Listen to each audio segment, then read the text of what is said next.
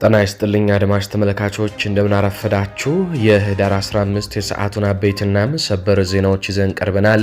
በቅድሚያም አርዕስቶቹን በጎጃም በተደረገ ውጊያ የአገዛዙ ወታደራዊ ካምፕ ድረስ በመዝለቅ ፋኖ ባደረሰው ጥቃት በርካታ ሚሊሻና የአገዛዙ መከላከያ ወታደር መገደላቸው ሲነገር በርካታ መሳሪያ በፋኖ ተማርኳል። ዝርዝር ዘገባ ይዘንበታል።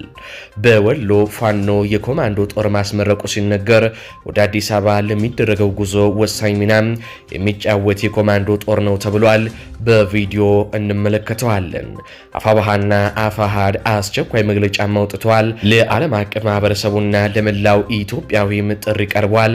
በዝርዝር እንቃኘዋለን። ወዲህ ደግሞ በኢትዮጵያና ኬንያ ድንበር 2 ሰዓታት የቆየ ጦርነት በኢትዮጵያና በኬንያ ኃይሎች መካከል መደረጉም ተነግሯል። እንቃኘዋለን። አቶ ታዬ ደንደዓ ላይ አብይ አህመድ አዲስ ክሶችን መስርቷል። እንመለከተዋለን። ሰላም ጤና ይስጥልኝ አድማጭ ተመልካቾች እንደምንቆያችሁ። ከላይ በአርዕስተ ዜና ያደመጣችሁትን መረጃዎች ወደ እናንተ ላደርስ እዚህ ተገኝቻለሁ። የህዝባዊ ትግሉን የምትደግፉ እንዲሁም ሀገር ወዳድ የሆናችሁ አድማጭ ተመልካቾች ቪዲዮን ላይክ፣ ቻናሉን ሰብስክራይብ አድርጋችሁ የደወል ምልክቱን ታበሩ ዘንድ እንጠይቃለን። እንዲሁም በኮሜንት ድል ለህዝብ ልጆች ድል ለጀግኖቹም እያላችሁ ለህዝቡ ሲሉ ጫካ የገቡትን ታጋዮች ታበረታቱ ዘንድ እየጠየቅናችሁ በቀጥታ ወደ መረጃዎች ያለፍኩኝ። እስከ ፍጻሜው ድረስ አብራችሁን ቆዩ። ቀዳሚ ወዳደረኩት ዘገባ አልፋለሁ። በቅድሚያም አቶ ታዬ ደንደዓን የተመለከተ ጉዳይ እንመለከታለን። አቶ ታዬ ደንደዓ 3 አዳዲስ ተደራራቢ የወንጀል ክሶች እንደተከፈተባቸው ጠበቃቸው ተናገረ።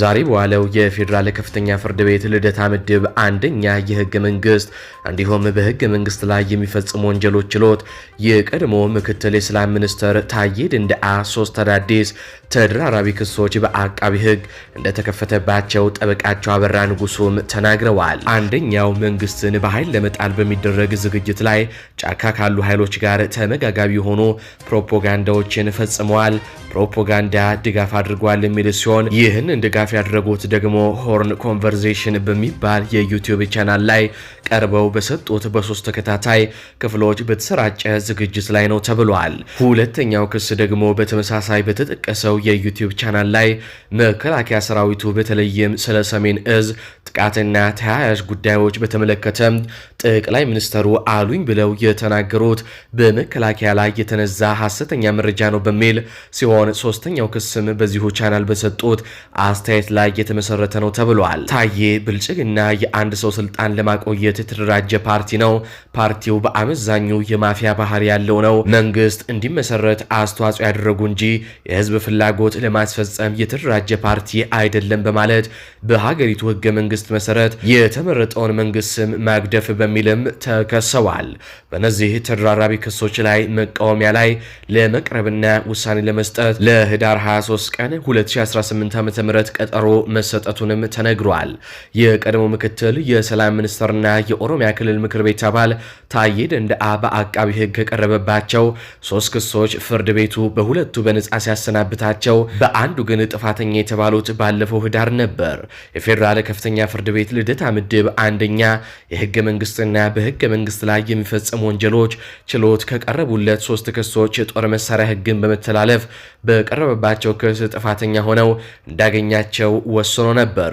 ከቀረቡባቸው 3 ክሶች በሁለቱ ነጻ ከተባሉ በኋላ ጥፋተኛ ሆነው በተገኙበት ህገወጥ መሳሪያ ይዞ በመገኘት ክስ የግራ ቀኝ ቅጣት አስተያየት ለመስማት ለዛሬ ቀጠሮ የነበረ ቢሆንም እሱም በተመሳሳይ ለህዳር 23 ቀን 2018 ዓ.ም ቀጠሮ መሰጠቱን ጠበቃቸው ተናግረዋል። እንግዲህ የአብይ አህመድ መንግስት መጨረሻው እንደዚህ ነው። የነ አረጋ ከበደ የነ ተመስገን ጥሩነህም መጨረሻ ከዚህ የተለየ አይሆንም። ይህ በእንዲህ እንዳለ በኢትዮጵያና ኬንያ ድንበር 2 ሰዓታት የዘለቀ የተኩስ ልውውጥ መካሄዱ ተሰማ። ከአካባቢው የተሰራጩ መረጃዎች እንደገለጹት የተኩስ ልውውጡ የተካሄደው ትላንት ቅዳሜ ምሽት ላይ ነው።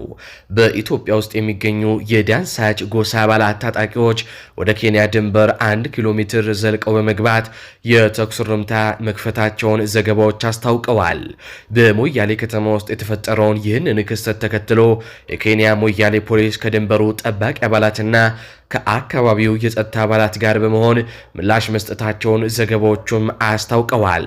የተኩስ ልውውጡ 2 ሰዓታትን የዘለቀ እንደነበረም ነው የተገለጸው። ይህ የተኩስ ልውውጥ ሊበርድ የቻለው የኬንያ መከላከያ ኃይል አባላት በስፍራው መድረሳቸውን ተከትሎ ሲሆን በተኩሱ ምን ጉዳት እንደደረሰ እስካሁን በይፋም የተገለጸ ነገርም የለም ተብሏል።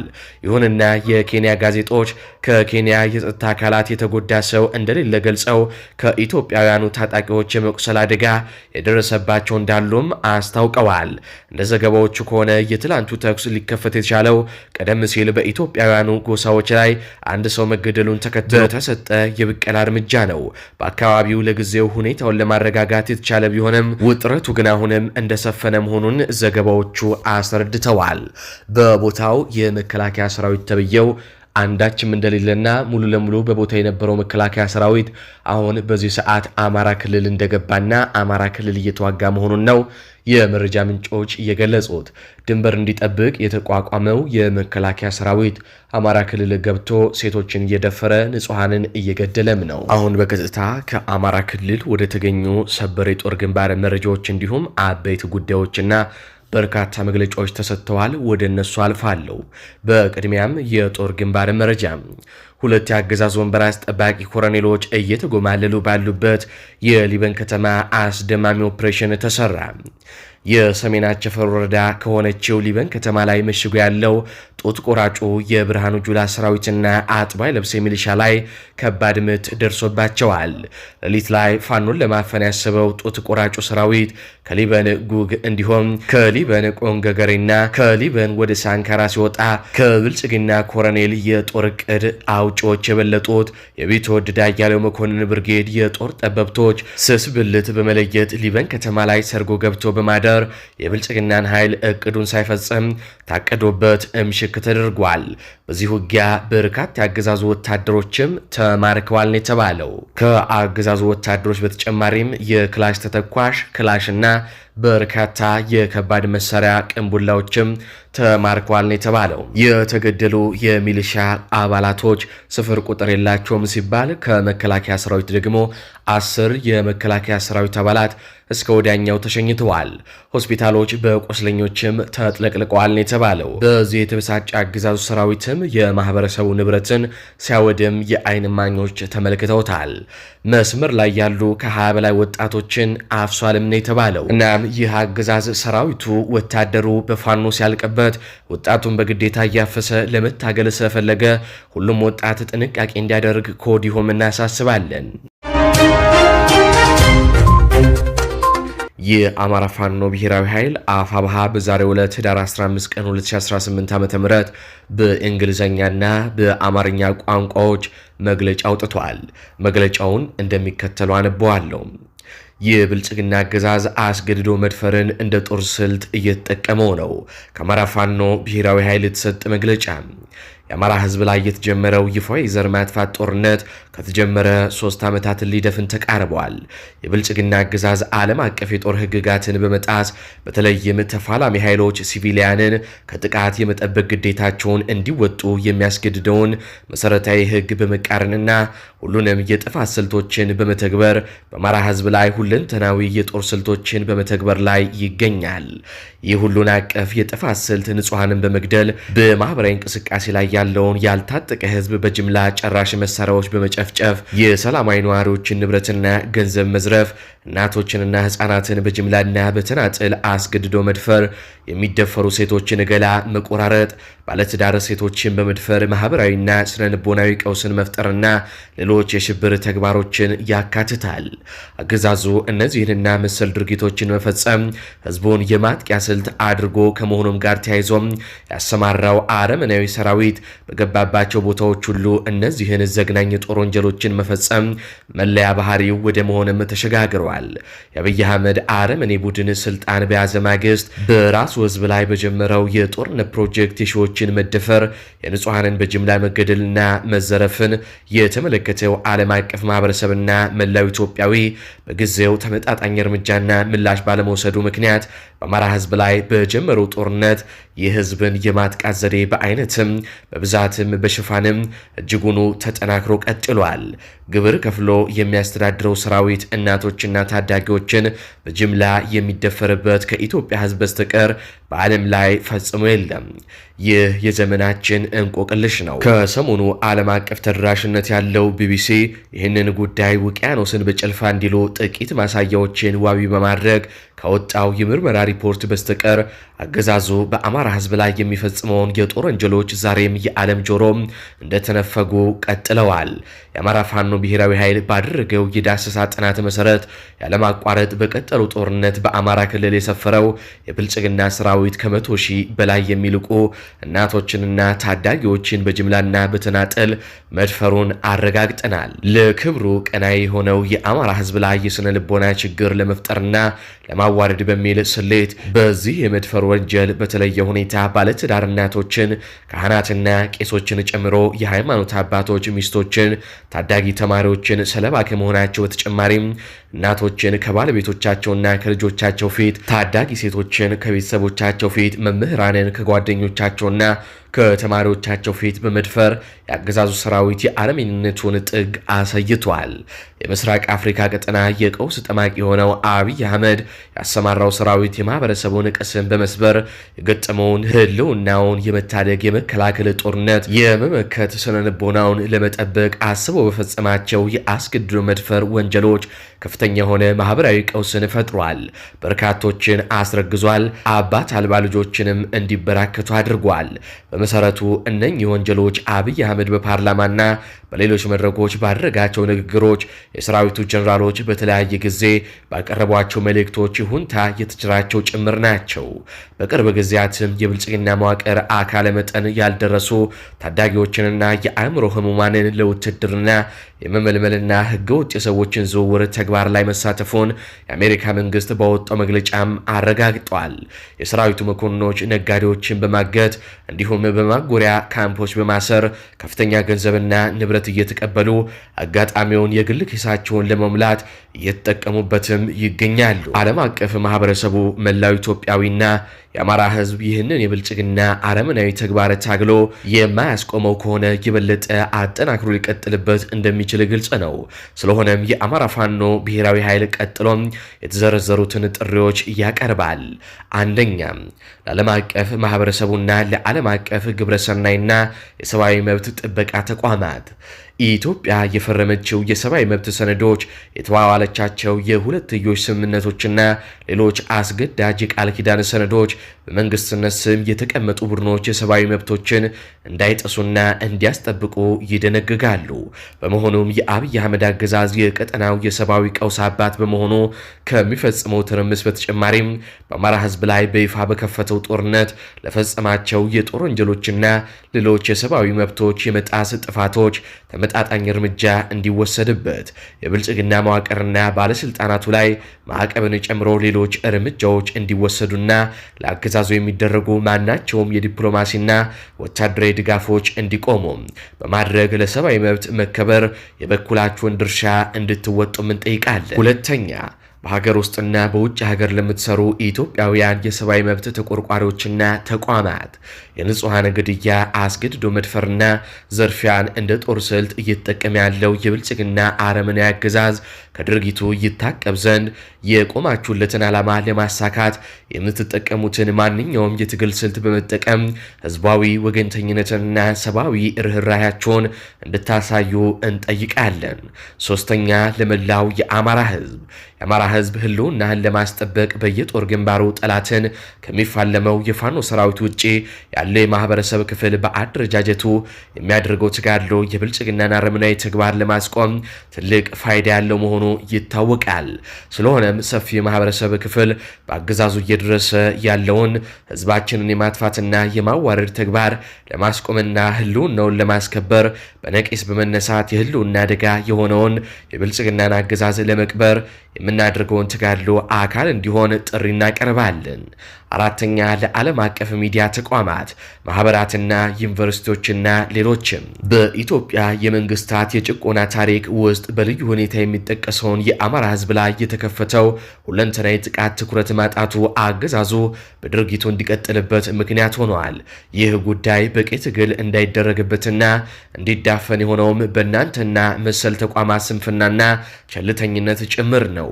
በዚህ ረገድ ቢቢሲ ለጀመረው የአገዛዞን ህገወጥ ድርጊት የማጋለጥ ተግባር ምስጋና እያቀረብን አሁንም ተመሳሳይ የሰብአዊ ተግባራት እንዲሰሩም ገለልተኛ ተቋማት ጉዳዩን እንዲያጣሩና ተጨማሪ ምርመራዎችን እንዲያደርጉ የሞራልና የህግ ግዴታችሁን እንድትወጡ እየጠየቀን አፋባሃ ምርመራ ለሚያደርግ ማንኛውም ገለልተኛ አካል ሙሉ ትብብር የሚያደርግ መሆኑንም እናረጋግጣለን። ህልውናችን በተባበረ ክንዳችን። የአማራ ፋኖ ብሔራዊ ኃይል ማዕከላዊ ኮማንድ ቻቾች በሁለተኛ የዜና ወጃችን አሁን በመቀጠል ደግሞ ከአማራ ፋኖ ህዝባዊ ድርጅት የተሰጠ አስቸኳይ መግለጫም እናስደምጣችኋለን። በመተከል በአማራ ላይ የተፈጸመው የዘር ጥቃት በጥብቅ እናወግዛለን፣ ትግላችንን በማጠንከርና ተግባራዊ ምላሽ መስጠታችንን እንቀጥላለን ሲል አርበኛ አበበ ሙላቱ ተናግሯል። መግለጫቸውን አድምጠን እንመለስ። ሰላም ጤና ይስጥልኝ። በቅድሚያ በያላችሁበት አህጉር የከበረ ሰላምታ ይድረሳችሁ። በመቀጠል የአማራ ፋኖ ህዝባዊ ድርጅት የህዳር 15 2018 ዓ.ም አስቸኳይ መግለጫ። በመተከል በአማራ ላይ የተፈጸመ የጄኖሳይድ ጥቃትን በጥብቅ እናወግዛለን፣ ትግላችንን በማጠናከር ተግባራዊ ምላሽ እንሰጣለን። ህዳር 15 2018 ዓ.ም አማራን ለመበቀልና ለማዳከም ተብሎ ከጎጃም ጠቅላይ ግዛት ላይ ያለ ህዝብ ፈቃድና ይሁንታ በኃይል ተቦጭቆ በተወሰደው መተከል ዞን ቡለን ወረዳ ከዚህ በፊት አማራዎች በጅምላ ተጨፍጭፈው በአንድ ጉድጓድ ውስጥ በተቀበሩበት ጉጂ ቀበሌ ህዳር 13 2018 ዓ.ም ከጠዋቱ 12 ሰዓት በአማራ ላይ በተፈጸመው ብሔር ተኮር የጅምላ ጥቃት ከ40 በላይ ህፃናት፣ ሴቶች፣ አረጋውያንና ሰላማዊ ገበሬዎች በታጣቂዎች በጅምላ የተጨፈጨፉ ሲሆን ለጊዜው ቁጥራቸው በውል ያልታወቀ ደግሞ ቆስለው በህይወትና ሞት መካከል እየዋዠቁ በመሆኑ የሟቾች ቁጥር በቀጣይ ቀናት ይጨምራል ተብሎ እየተጠበቀ ይገኛል። በስልጣን ቢጣሉም በዓላማና ግብ አንድ በሆኑት ኦህዴድ ብልጽግናና ሸኔ የተቀነባበረው ይህ ጄኖሳይዳዊ ጭፍጨፋ ኢላማ ያደረገው በጠላትነት የፈረጁትን አማራን ቢሆንም በሩዋንዳ ጄኖሳይድ ከተፈጸመበት ቱትሲ ጋር የተገኙ የሁቱ ብሔር አባላት አብረው እንደተጨፈጨፉት ሁሉ አሁንም ከአማራ ህዝብ ጋር አብረው የተገኙ የሽናሻና የጉምዝ ማህበረሰብ አባላትም ተገድለዋል፣ ቆስለዋል፣ የጥቃቱ ሰለባ ሆነዋል። ይህም በአማራ ላይ የተለኮሰው የጄኖሳይድ ጦርነት መላ ኢትዮጵያውያንን የሚበላ እሳት ስለመሆኑ ተጨባጭ ማሳያ ነው። የአማራ ህዝብ ከመቼውም ጊዜ በላይ ራሱን ከጅምላ ጥቃት ለመከላከል የጀመረውን ትግል እንዲያጠናክር ይህ ዘር ተኮር ጭፍጨፋ የማንቂያ ደወል ሊሆን ይገባል። የጄኖሳይድ አደጋው በትግላችን ያመከነው ያለፈ ችግር አይደለም። ራሳችንን ለመከላከል እየታገልን ባለንበት የአሁኑ ጊዜ በላያችን ላይ ያጠላ አደጋ ቢሆንም በዚያ ብቻ የተገደበም አይደለም። እንዲያውም ከሁሉም በላይ ነገና ከነገ ወዲያ ከፍተኛ ጥፋት ሊያደርስ የሚችል በይደር የተቀመጠ አደጋ መሆኑ በተለይ በኦሮሚያ ክልላዊ መንግስት እየተደረጉ ከሚገኙት ወታደራዊ ዝግጅቶች አኳያ ቁልጭ ብሎ የሚታይ ታሪካዊ ፈተና ነው። በዚህ አውድ የአማራ ህዝብ የመጀመሪያ መስመር ከጥቃት ራሱን መከላከያው የፋኖ ትግል ነው። እስካሁን ባለው ሂደት ይህን ትግል የሰው ኃይል በማዋጣትም ሆነ በፋይናንስ በመደገፍ በሁለቱም ትከሻው ተሸክሞ የሚገኘው ድሃው አርሶ አደር ነው። ምንም እንኳን ይህ የህብረተሰባችን ክፍል ሰለቸኝ ደከመኝ ብሎ የተማረረ ባይሆንም የከተማ ነዋሪዎች፣ ነጋዴዎች፣ ምሁራን፣ የመንግስት ሰራተኞች፣ የአገዛዙ ሰራዊት አባላት፣ መምህራን፣ ተማሪዎችና ሌሎችም በተደገሰው የጅምላ ጭፍጨፋ በመጀመሪያ ረድፍነት የተቀመጣችሁ እናንተ መሆናችሁን ተረድታችሁ የህልውና ትግሉን የምትቀላቀሉበት ወይም ካላችሁበት ሆናችሁ የምታግዙበት ሁኔታ እንድታመቻቹ እንማጸናችኋለን። የዓለም አቀፉ ማህበረሰብ ለረጅም ጊዜ የምናቀርባቸውን የተማጽኖዎችና ጥሪዎች ምላሽ የነፈገን መሆኑ የማይጠፋን ቢሆንም ተስማማንም አልተስማማንም የጥቃት ሰለባ ለሆኑ ንጹሃን ድምጽ የመሆን ግዴታ እንዳለብን ግምት ውስጥ በማስገባት ይህንን ድርጊትም ሆነ ከዚህ በፊት የተፈጸሙትን አሰቃቂ የጅምላ ወንጀሎች የሚመረምር ገለልተኛ የባለሙያዎች ቡድን ተቋቁሞ ምርመራ እንዲያደርግና ተጠያቂዎች ለፍርድ እንዲቀርቡ እንጠይቃለን። ክብርና ሞገስ ለሰማዕታት። ድል ለአማራ ፋኖ ህዝባዊ ድርጅትና የአማራ ፋኖ ሁሉ። ድል ለአማራ ህዝብ፣ ድል ለኢትዮጵያ ህዝብ። ህዳር 15 2018 ዓ.ም የአማራ ፋኖ ህዝባዊ ድርጅት ምክትል የህዝብ ግንኙነት መምሪያ ኃላፊና የአማራ ፋኖ ህዝባዊ ድርጅት ሸዋ ጠቅላይ ግዛት እዝ ዋና ቃል አቀባይ አርበኛ አበበ ሙላቱ ከግንባር አመሰግናለሁ። ይህ በእንዲህ እንዳለ መብረቁ ክፍለ ጦር ለ6 ወራቶች ያሰለጠናቸውን ልዩ ኮማንዶ ፋኖች በደማቅ ሁኔታ አስመረቀ። ንጉስ ሚካኤል አሊኮር መብረቁ ክፍለ ጦር ለ6 ወራቶች ያሰለጠናቸውን በርካታ ቁጥር ያላቸው ልዩ ኮማንዶ ፋኖችን በትላንትናው ዕለት ህዳር 14 ቀን 2018 ዓ.ም በየደረጃው ያሉ ከፍተኛ አመራሮች በተገኙበት በደማቅ ሁኔታ አስመርቋል። ምኒልክ እዝ አደረጃጀቱን በማዘመን የህልውና ትግሉን አጠናክሮ እየታገለ ያለ ሲሆን ሰራዊቱን በመደበኛና በልዩ ኮማንዶ ፋኖች ደረጃ በሰው ኃይልና በጦር መሳሪያ ማጠናከሩን በከፍተኛ ሁኔታም እየሰራበት ይገኛል። መብረቁ ክፍለ ጦር ባለፉት ጊዜያት ተደጋጋሚ ስልጠናዎችን በመስጠት ሰራዊት እያስመረቀ ራሱንም በሰው ኃይል አጠናክሮ የመጣ ሲሆን ዛሬም በርካታ ልዩ ኮማንዶ ፋኖች በማስመረቅ የቀድሞ ተግባሩን እያስቀጠለም ይገኛል ተብሏል። እየሰለጠንን እንዋጋለን፣ እየተዋጋን እንሰለጥናለን። መዳረሻችን ድልና ነጻነት የሆነው የአማራ ህዝብ የህልውና ተጋድሎ ተጠናክሮ ይቀጥላል ሲሉ የአፋባሃ ምስራቅ አማራ ቀጠና ሚኒልክ እዝ ለሚዲያችን በላኩት የቪዲዮ መግለጫና የምረቃ ፕሮግራምም አሳውቀዋል። በአጭሩ የምረቃ ፕሮግራሙን ተመልክተን እንመለስ።